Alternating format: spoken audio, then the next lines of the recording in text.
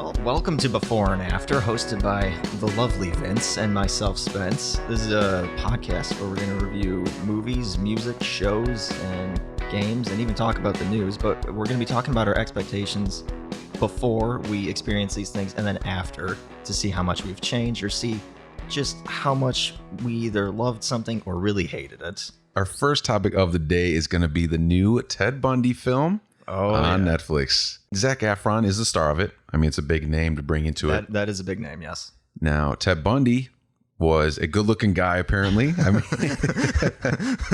it helped him out in whatever he wanted to do, but he had a dark side, and you kind of see that in the cover of the film on Netflix. What did you think about the whole thing? Well, I've been following this one for quite some time, and it's no secret that the production has been a little troubled, shall we say. And, you know, up until the casting of Zac Efron, where everybody's just like, okay, you got the wrong guy for this.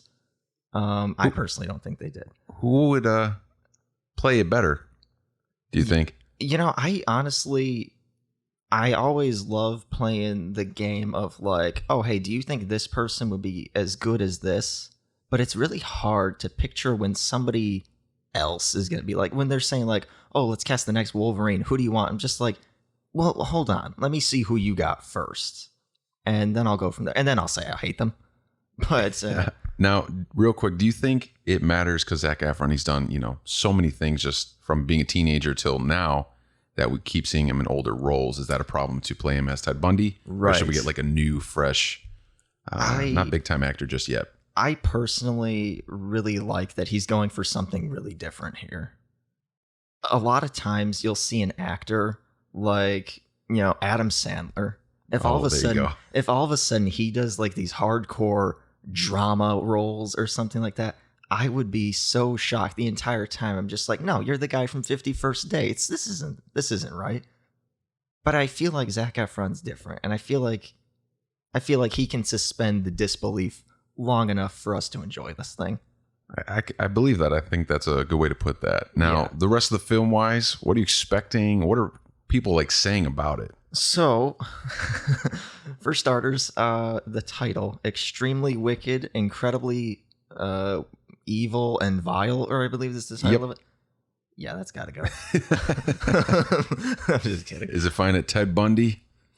Ever since the review of the first few trailers, everybody's just like, well, you're making him to be too nice, too dreamy. He's too friendly and whatnot, which is like what every book was about, like Stranger Beside Me and everything like that.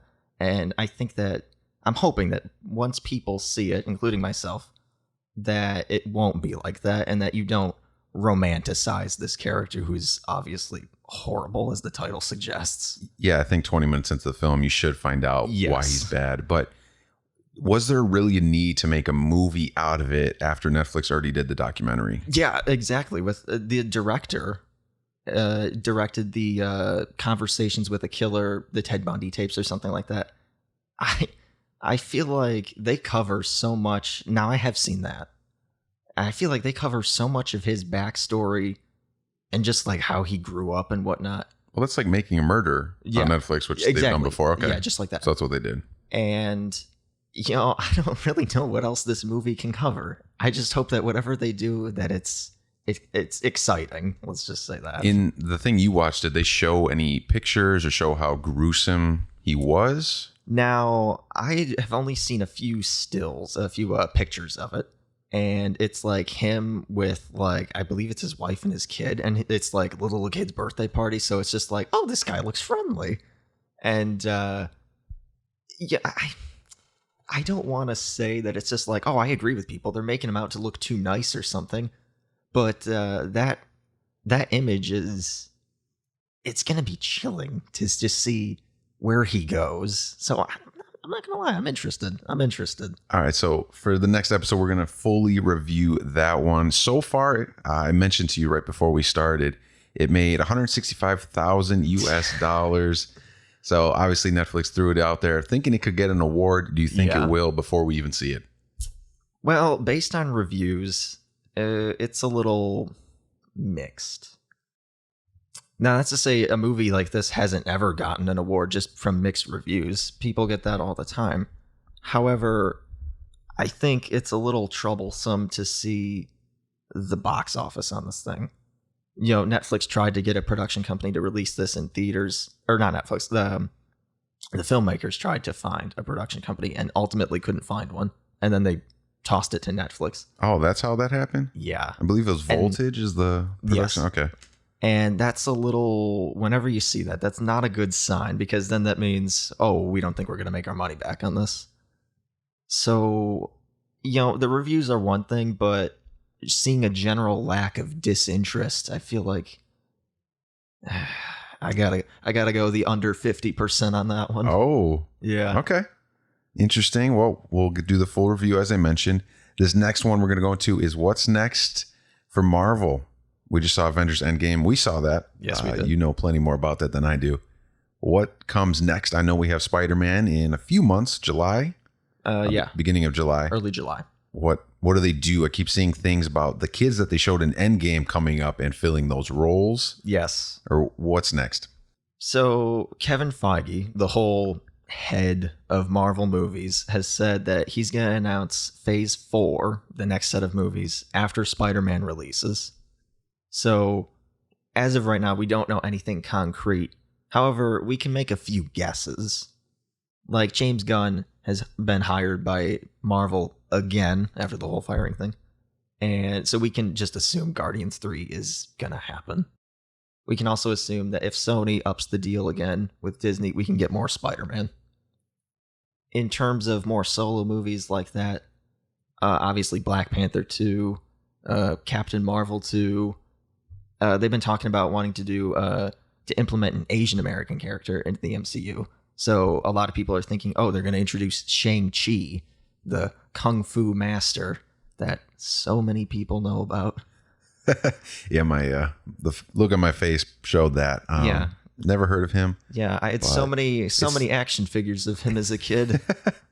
It seems like they want to diverse the people that they have in there, the superheroes in there. Yes, absolutely. We've been seeing that for quite some time, and they've been saying that for quite some time. We need more diversity, more involvement in this thing, and I feel like Phase 4, we're really going to see a lot of that. And now in Endgame, they cut out, or because they left out the person from 13 Reasons Why, and she was supposed to play something. I forgot what it was. It's rumored, spoilers for Endgame, that she was going to play Tony Stark's daughter in the future. Remember in Infinity War when Thanos makes the snap?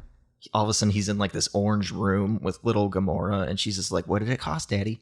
Everything. Yeah, everything. Oh, good on you. They were going to do that again with Tony, and it was going to be the future daughter saying, "Hey, it's okay that you made this decision." And they eventually cut that out because they didn't want it to feel like repetitive. Since it's basically part 2, it's just like, hey, we already saw this. I would have liked that because he did do. Yeah, I thought that was a good. It would have idea. made sense. It would have been cool. Yeah. So I would have been really excited to see that, but you know, they cut it out. It's the runtime wasn't exactly short. No, did it hit 3 hours on the dot? I believe it was 3 hours and 2 minutes. That's counting credits. Oh, okay. So subtract like 10 minutes from that. But watching it, you know, I'm not the biggest fan. You are. I could have watched more. Yeah, honestly, I was expecting a little bit more. I felt some things were a little bit rushed, and I don't know.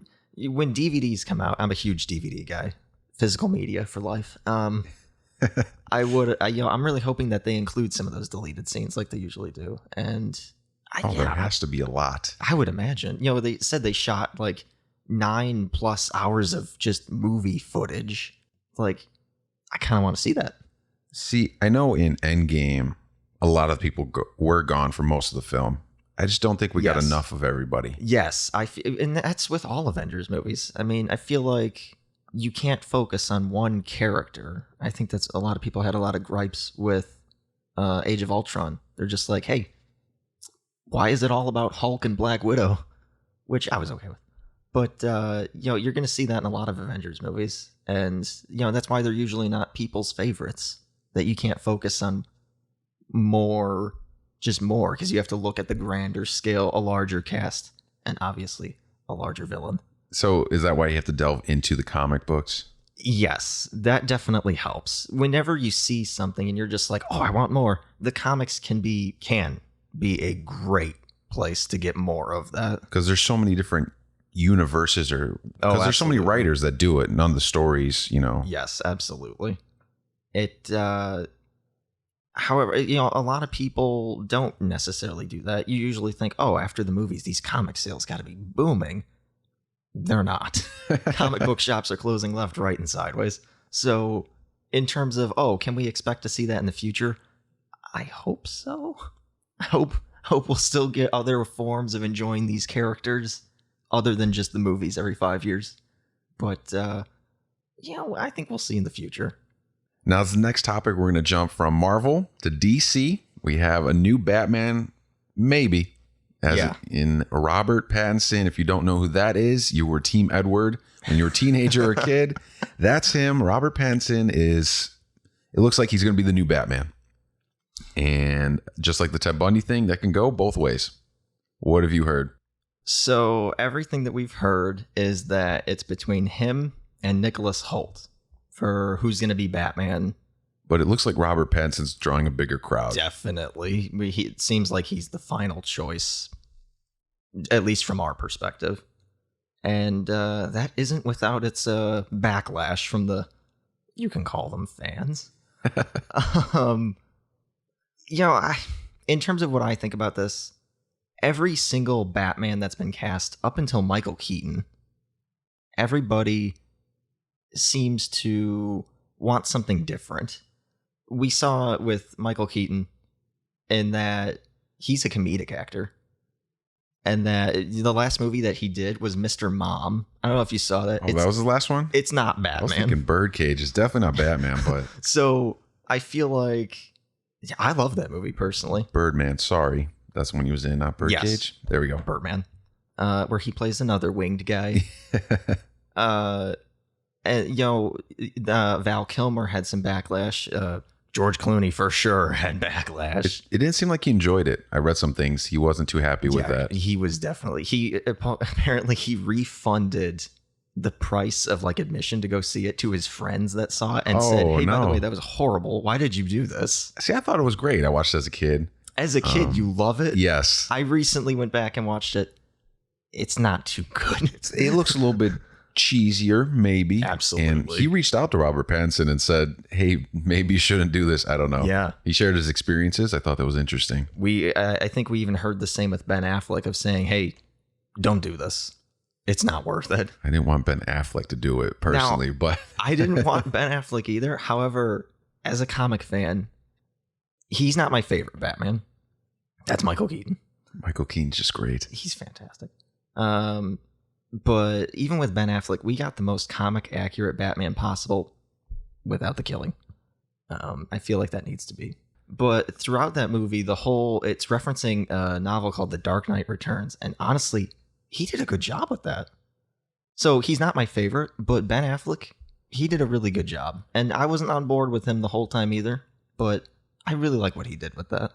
Did he get more negative feedback just because he followed The Dark Knight and how great of a trilogy that was? I think there's definitely that aspect. And also, people didn't like the movie Daredevil. Now, I don't know what they're talking about. I love that movie. Still a great movie. I'm still confused at what went wrong. I don't understand. But I think anybody following the Dark Knight trilogy has a lot to live up to, especially if you're going to play the Joker like Joaquin Phoenix is. That's just too hard. I do not envy those people. But, I feel like a lot of people are they're not happy with the whole Robert Pattinson thing, and they're not afraid to show it on Twitter. And personally, Team Edward is not my first choice to be Batman. If you had to pick someone, who would it be? I think a while ago we heard Armie Hammer. He did The Social Network and The Lone Ranger. Also Call Me By Your Name, which I like those movies, but that's fine. Nothing wrong with that. A while ago we heard his name as possibly, he could be the next Batman, and I wasn't hating it. I'm okay with that. Shouldn't Batman be a role that so many people want to be and reach out for? They should have a huge pool of actors. Yes, absolutely. And I'm sure there is a much larger pool than just these two people, but I feel like once you follow something so big as the Dark Knight trilogy was, it ain't going to be easy going into that thing. And I'm sure so many actors originally have wanted to be Batman or any role for that matter, not just superheroes. And they're just like, well, do I want to follow this thing? Due to how much success and just popularity it's garnered. I like the feel of a dark, realistic superhero movie because after Dark Knight, Suicide Squad came out. Yes. And I knew nothing about Suicide Squad. I figured it'd be a little bit more realistic, and it wasn't. It was that cheesier kind of thing. Yeah. And I just compare everything to the Dark Knight trilogy. I just like that realism it's to it. It's hard not to. It's hard not to. Once you've seen something so spectacular, you're just like, oh, every movie should be like this. And when it's not, there's a lot of disappointment. Yeah, see, I think Christopher Nolan just changed the movie industry with 3 movies. Absolutely. Even before then, I've gone back and watched some of his older ones like Memento. Holy cow, this guy is good. He's good. And speaking of Christopher Nolan, a lot of people are hating the whole Robert Pattinson thing. However, apparently after Twilight, he's done a lot of small indie films like Rover and The Lost City of Z, which I haven't seen personally, but supposedly those are very good. He's even turned heads such as Christopher Nolan. He's going to be the lead in the next Christopher Nolan movie, which I believe is due out next summer. When you got the attention of that guy, I'm not worried at all. You're doing something right. Yeah, you're not doing something wrong when Christopher Nolan says, I need to work with you. And Robert Pattinson wise, I keep hearing things. He wasn't the biggest fan of the Twilight series. So, he's seeking more quality, absolutely. work. Like, no, I'm not going to bash on Twilight right now, but right. He has the look for Batman. Yeah, he does. That jaw. Everybody needs that jaw because Ben Affleck did not. He kind of just pudged out. Yes. But yeah, he's good. I think he'll be great. He would be the youngest Batman ever played. What, 32, 34, something around that? Yes, I believe so. Do they make him look older? I saw one thing that said they might make him older. I didn't understand why they would try and go that route with a young actor. I'm a little disappointed in that.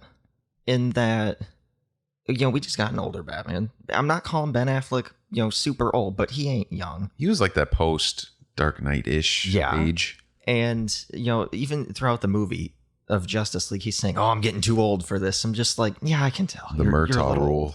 So I wouldn't mind a younger Batman. And I feel like if we do get Robert Pattinson or whoever we get, give us something different here. Give us younger. Because Christian Bale wasn't super young either. He was in the middle. That still Playboy kind of type of Batman. Yes. No. Which we didn't get that from Ben Affleck. No. We didn't get that. He broke up with Jennifer Gardner. That was the end of that. Young-wise, Gotham on the CW. Yes. If you want to count it doesn't count it as Batman, basically because he's just Bruce Wayne. Right. Up until that's the final episode.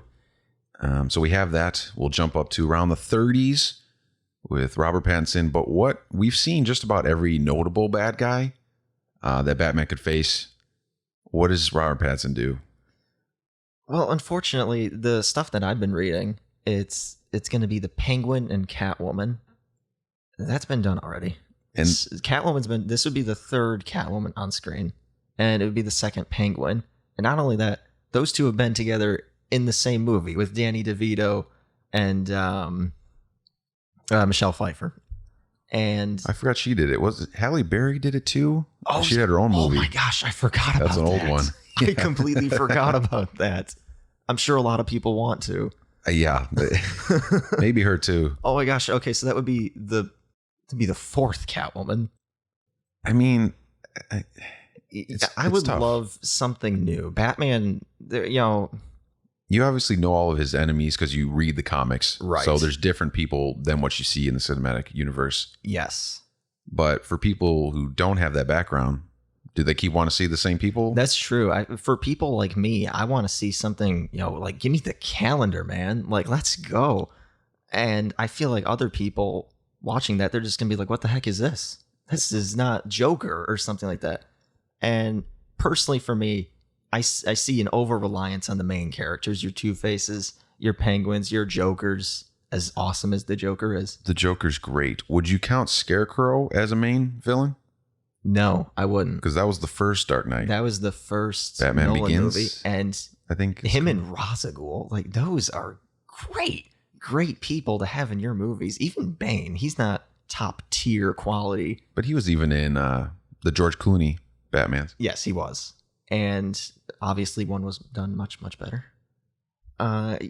Personally, I wouldn't mind it if they went a different direction with this, but you got to keep in mind, they say only 2% of the movie-going audience is, comic readers for these superhero movies. 98% is just the general public. What do they want? Do they want something familiar, or would you take a risk with something new? I'm sure Warner Brothers is seeing this Robert Pattinson thing as a risk in and of itself. So I could understand them wanting to go a different route and just be like, you know what? Give the villains something, give the audience villains that they've seen before. That way they can connect better to it. And, I'm okay with that. Now, Batman-wise, if you had to put a number on the amount of Batmans you will see for the rest of your lifetime, like how long do they keep going with the Batman story until it's just, used up? Christopher Nolan, he wrote this letter right when he finished The Dark Knight Rises, and it was something around the lines of Batman is a character that thrives in recreation, and these so many different takes on Batman. There's no denying we're gonna get several Batmen. Same with Spider-Man. That sounds weird to say. It kind of did. With Batman, you can kind of go the Logan route. Absolutely, because they took that up to completion and they took care of Logan. I feel like there's a lot of characters where it's just like, like the Hellboy movie. It's like, how much material do you have to tap that this is his third movie? And it's just like, okay, if you were to do a fourth, where do you go from here? Whereas Batman, I feel like, he just recently hit his 1000th issue of comics just a few months ago. I feel like there will be no shortage of Batman stories. And I feel like overall, the public, I don't think they're going to be sick of this guy anytime soon. So I don't see us getting ever tired or sick of Batman. And I personally am really excited about that. All right, we'll leave that one right there. And we'll take a quick break from movies and move on to someone you're very fond of, very, very fond of. Well, maybe I'm just a casual fan. Taylor Swift. I know we are starting this podcast now. She released her latest single about a month ago. It was April 26th. Yes, correct? It was. Same day as Endgame. Yes, everything was on that Friday. Everything was on that Friday. Tough Friday for if you were a fan of any of those things. But yes. She released the song Me for our music little review here. What do you think about Me? Okay. I feel like to preface this, I have to say that spelling is fun. That part could get deleted out of the song and it'd be better, but continue. That could go. I feel like to preface this, I should say that I was a big fan of Reputation. Not that I didn't like it. It's just that, it just wasn't the same. It was something different. And I'm glad that she tried something different, to be honest. So right when I saw the music video to this thing, and I saw Karen the Snake slithering, I'm just like, oh no, here we go again. And then, the whole French scene, and then she starts singing, and it's in that same kind of like hushed quality of like delicate. And at first I was just like, oh no, this is just some rehashings of Reputation. This is a song that just didn't make the cut or something like that. And then it starts. Oh my gosh. I absolutely love it. Are you more of a fan of the video or the song? Or is it all together? I'm going to say all together. The video and the song. You feel like just watching this thing, you can't not have a smile on your face. It's just silly fun of, just like, watching the music videos of You Belong With Me or 22. It's just, gosh, this is fun. This one, it kind of brought back, because when I was younger, we were both younger, music videos were more popular. Yeah. You would wait for the release of that. The last one I can think of is Gangnam Style. You should look at the amount of views in Gangnam Style. Yeah. But Taylor Swift, everyone look forward to the live viewing of this video for Me. Yes, they did. And you mentioned the smile thing. The second the snake burst into butterflies, it was wonderful. Right when you see that, you're just like, okay, I think we're getting something different here, or something old here. And just that I know it's kind of corny. Hey kids, spelling is fun. I know it's considered bubble gum or whatever you want to call it. Bubble gum, yes. But gosh, it's good to be back. It's good. What did you think about it? I loved every second of it. I don't listen to a ton of Panic at the Disco, but I've heard enough, and I love Brandon Urie. Oh, that voice. It's incredible. Down one of the best singers. The range he can hit. No denying that. And I love the choice for him to be in there. They work off of each other really well. I feel like they do, yeah.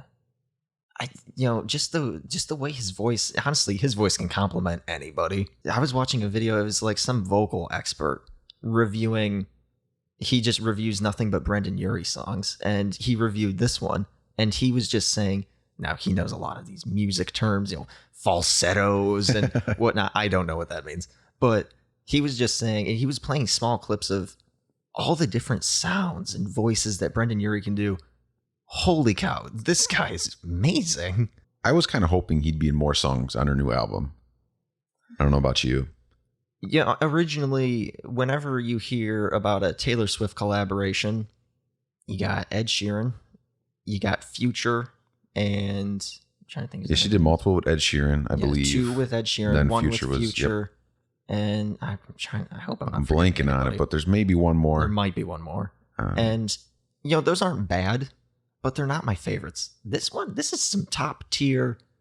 Originally, if you're just like, do you want any more collaborations with anybody? I would say, no, just focus on her. However, after hearing Brandon Urie, it's like, I'm so on board if they want to do more of this. They work really well. The other one was John Mayer, but I believe it was his song. Yes, it was. And she had a limited role. I wouldn't mind more. They said the album title, or it was the next song. It was one of the two, but the word is inside the video, in the song for me. I feel like with, there's a ton of fans of people that are just, they're going to try and speculate. They're going to surf through the video. They're going to try and find, because Taylor Swift is known for all of her Easter eggs that she puts in her videos. And even what she like wears to award shows, people are just like, well, does that mean something? And she'll say, yes, it does. So I'm excited about that. And, I'll comb through the video, and that, I haven't been a fan for a long time, maybe almost 2 years now. So in terms of my background knowledge of, oh, this is referencing this or whatever, it's not that deep. I think she's great at that PR wise. She creates such a following around everything she does. It certainly builds the hype. But in terms of like, oh, do you have any guesses of what the next album could be? Other than that giant sign that was said Lover. You think it'll be Lover? I don't know. That sounds a little weird. I heard something about Kaleidoscope, because Kaleidoscope. Yeah, I've heard that one. Brandon Urie opens his jacket, or it's her, one of the two, and you go through this entire Kaleidoscope world. Looked awesome in the video. Yes. Do they actually say the word in there in the song? I don't think so. Yeah. I heard another person say that, a single or an album could be called Time. And I remember watching it. I'm just like, I don't remember seeing the word time anywhere. Apparently, it's written somewhere in the clouds at some point. Like, okay, that's too much for me. But, there's no shortage. I'm sure it's nothing that obvious, though. And I'm sure it's a lot smaller than that. I saw somebody said that a single could be called London Lover because, she's sitting on top of like a unicorn gargoyle or whatever in Paris, but the background is London and it says Lover. Personally, I'm just like, it's a little on the nose, I think. A little bit. I think that's just a bit much. What came to mind was you kind of have to look at where she is at in her life. Reputation being the most obvious.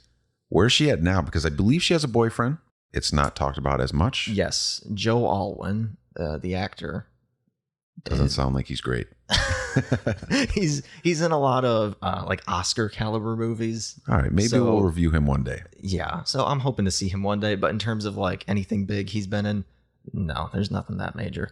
I feel like with the Reputation era, everybody saw it's just like the whole Twitter thing with, I think it was Kim Kardashian or whatever. Kim Kardashian and then her husband, yeah. Now that was before I was a huge fan, so I didn't know too much about that. But apparently, she deleted all social media accounts and whatever, and wasn't super happy in just where she was in life.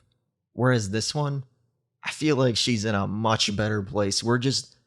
It's a fun world that video paints of all the colors, and even at the end with those explosion of waterfalls, it's just like, you don't tell me you're not happy right now, Taylor. So we'll get a much happier album from Taylor Swift. I'm looking forward to it. Do we have a release date yet or time in mind? So she was on Ellen recently. Yes, I watch Ellen. Oh, who doesn't? Ellen's fantastic. Don't worry about it. And that was one of the questions of when can we expect the next single, and when's the album? And Taylor said, well, we don't know yet. Now, originally, I was thinking, oh, well, if we're promoting singles now, I mean, it could be out in the summer. That's not out of the realm of possibility. But now she's saying, well, we don't know yet. Like, they're still working on it. Like, oh, it might be a while. Well, with me, I know cats were a big part of the cover in the video, and her movie Cats recently came out, or it will this Friday, something like that. So they kind of rushed that to get that to promote the movie. I would think so, yeah, a little bit. But it sounds like we have some time. Yeah. Take all the time in the world. Just get it right. She's never not gotten anything right where it says, like, oh, this is horrible. So, just keep doing what you're doing is what I would say. And I'll wait patiently. We've gotten a taste with me, and it was fantastic. So you know what? If this is just a sign of what's more to come, I can't wait. All right, now switching back to movies here. Not a lot of show reviews just yet, but going back to movies, we have some IGN news. John Wick 3 came out recently. And it did fantastic. It said it beat Avengers, which that caught my eye. And then I read the article, and it said it beat it in its fourth weekend or something. Well, there's more to that, though. There is more to that. What was the IGN thing again? It said, number-wise, I'll have to find it. But it said they made more in that one. John Wick made more in its opening weekend than Avengers did in its fourth weekend, which I don't know why it was newsworthy. That's what it was. So, originally, John Wick beat Avengers. Like, oh my gosh, that's incredible. Draws you in. It made like $50 million domestically, which is good. By any measure, movies would kill to make that. It's the most out of in the John Wick series so far. And that's the big part. People are just like, oh, it beat Avengers. Yeah, but Avengers was in its fourth week. And with it beating the other ones, though, that is a huge... John Wick, as popular as it is, it doesn't make a lot of money. Now, they don't make it for a lot of money, so that's fine. But it's not really a cash cow. No. But now that you see, it doubled the last two movies, like, that's fantastic. Now, John Wick isn't it an original character? As far as I know, yeah. Then I think they're doing great. Oh, absolutely. Because the next thing I was going to bring up is that they already announced part 4. Yes, they did. A couple days after part 3 came out? Yeah. Once they saw the opening weekend. Yeah, we can do it again. I think the fans want this thing. We're doing it for them. I think our wallets want it more. Well, it looks like they're releasing it in May 21st of 2021. So we got a couple of years to wait for it. That's just under 2 years. It's a quick turnaround. That's not that bad at all. For the amount of action scenes and deaths you have to film, yes. It can't be easy filming those. But, it beating Avengers, yes, that's kind of a big deal. We're seeing this trend throughout all the movie industry of opening weekend is when people mostly see these movies. And not just blockbusters, but, if somebody hasn't seen a movie by its third week, that person's probably not going to see it. Avengers, I think it shattered the opening weekend record by, a couple 100 million. Just a few. Just some pocket change. And, we're seeing this massive shift of everybody's got to see it first. And for Endgame, for me, it was, I don't want this thing spoiled. But yes, that was the biggest thing. But I feel like just by looking at how well John Wick 3 is done, even if it doesn't make too much money in these later weeks, you can't not be impressed with how well this thing is doing. And it's kind of Reeves, too. Oh, absolutely. He brings a quality to it. He's fantastic. The other thing, so John Wick 3 just came out. People wanted more. They're making a TV show. They've already hinted towards it. Yeah, I've heard that. But they used the word spin-off with it and said he'll be involved. Yeah. Because they made it seem like he's not going to play John Wick. I don't... do you feel that same way when I say spin-off and involved? I feel like when you say a TV show about a movie, well, things are going to change. You're probably not going to get the main actor. So you're probably going to take it in a different direction. You're going to focus on different people. I know Agents of S.H.I.E.L.D. did that when they announced, we're going to have a TV show set in the Marvel Cinematic Universe. I was just like, let's go. Chris Hemsworth, let's do this thing. No. Nope. The main character was Clark Gregg as Phil Coulson, which, yes, that show's had good episodes, but it wasn't what everybody was expecting. So hearing a John Wick TV show, you can't not be a little excited for that, but I am going to be a little cautious about that. In other IGN news, more people reprising their roles. So we saw Thor is going to be doing it. He's going to be in part 3 of Guardians of the Galaxy. Yes. They hinted towards that towards the end of Endgame. Yeah. I forgot the phrase he used, to what he called them, because him and Chris Pratt were talking about who's the leader. Yes. It was a funny exchange at the end there. It was real good. Recently, Chris Hemsworth, he kind of hinted at a possibility of a Thor 4. Didn't Asgard get blown up in 3 or something? Yeah. That set him up on the ship. Everything is gone. His life... There is new Asgard or something. Horrible. Yes. He's lost everything. Except weight. Yeah, he gained some of that in Endgame. Now, I wanted to ask you, for Endgame, did they put that suit on him, make him the way he was because he couldn't bulk up enough while he was filming Men in Black? I've heard that, and honestly, I don't know. Because that would be a lot to do in the computer-wise to make him look natural and big like he normally is. I have no idea. That would be something I'd love to hear some commentary about from Joe and Anthony Russo about this thing of seeing, we'll call him Fat Thor. Fat Thor is fine. Seeing that, I want to know a little backstory about that. How did Chris Hemsworth, was this his idea? Because he's had a lot of creative control over Thor. He wants to turn it from a serious role to more of a comedic role. I like it though. You can't say it's not good. He's really good as comedy. He's one of the people that, just like Tony Stark, they play that role really well. Robert Downey Jr. Absolutely. They're made for it. It's hard to see anybody else as these characters, and that's a hard trap to get into. We're going to get a new Captain America. It's like, you're getting rid of Chris Evans? But you got to be optimistic. And, just looking back of like, gosh, these characters, Robert Downey Jr., Chris Evans, Chris Hemsworth, they're all fantastic. And so, I'm a little disappointed that some of them are leaving, but I'm really glad that Chris Hemsworth is going to stick around for a little bit. It'll lessen the blow a little bit because so many key actors are done. It's going to be really hard to see a movie without just the big names. It's just like, oh no. But I think the Avengers series will be something everyone will watch going forward, no matter how many years ahead. Absolutely. I feel like people were saying Iron Man, the first movie in the MCU, came out in 2008. That long ago. Yeah, it's been 10 plus years. That's more than half my life. Exactly, at this point. And it's crazy to think about, as we grew up with them. This is our cast. These are our people. It's incredible to think about just what they did with it. I'm a little, it hurt, the ending there, to see some of them leave. But it was just a testament of just time. We've just had so much time with these people, and it just felt like home. So I really hope that wherever they take it next, that we can build that same relationship with these people. I agree with that. And talking about reprising roles, lessening the blow of many people leaving, 2 more reprise their roles. The Falcon and Winter Soldier as Bucky. Yeah. It looks like they're going to be doing something with Disney Plus in August of 2020. Now, there's an interesting case of a couple of TV shows that are going to be set inside the MCU, but it's all the original cast returning. That I'm really looking forward to. And they said they're keeping the episode count low. I believe Winter Soldier and Falcon, I think, is only, or Winter Soldier, and Falcon is only 6 episodes. That sounds a little low to me. A little bit. There's so many people, even just sitting in the theater during Endgame, everyone raved about Bucky for however long he was in it. 4 minutes, 5 minutes.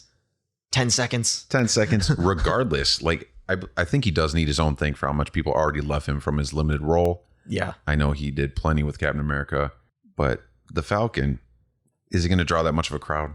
I don't know. And both of these characters have been Captain America in the comics before. So I feel like no matter which way they take it, make sure you're making the right decision. I'm not saying one's better than the other. It's like, oh no, Anthony Mackie should be Captain America. No, Sebastian Stan should be Captain America. But wherever they take it, just have an idea of where you're going with this. And I don't want to say, listen to the fans, because then you get that Sonic problem. Oh, man. Oh, don't worry, we'll change it right away. So wherever you go, just have a plan and be confident with it, and I'm sure it'll be just fine. I think the fans, just to build off what you said, fans are getting too involved. The Sonic thing, yes, they changed that right away. Absolutely. Game of Thrones, don't watch it, so I won't elaborate too much on it, but so many people petitioned to get season 8 changed. Yeah, literally refilmed, rewritten, get different writers, get different everybody, redo it. How would you feel as those people, like, we're not going to redo everything we just did, even for the longest battle in cinematic history. Right. That took months to film. There should be a limited role for the audience, I believe. I feel like whenever as an audience, you're talking about creators, you're always just like, oh, it needs to be their vision, their one, goal of everything they create. And you hear things with studio interference, any Transformers movie, except Bumblebee. Yes. Them being just like, this is a really bad idea when other people tell you what to do.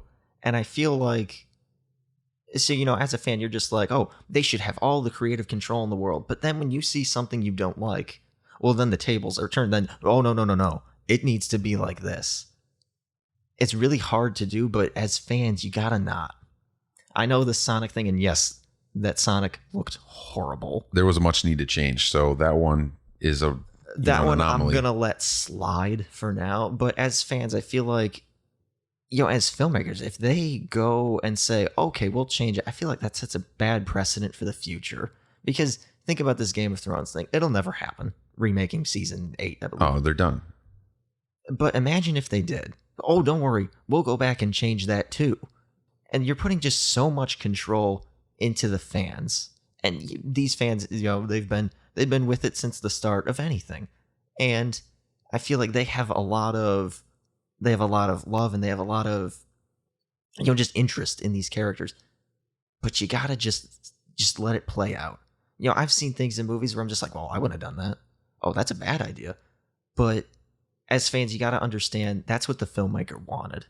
So yes, Sonic is hideous, but for some odd reason, there's a reason he looks like that.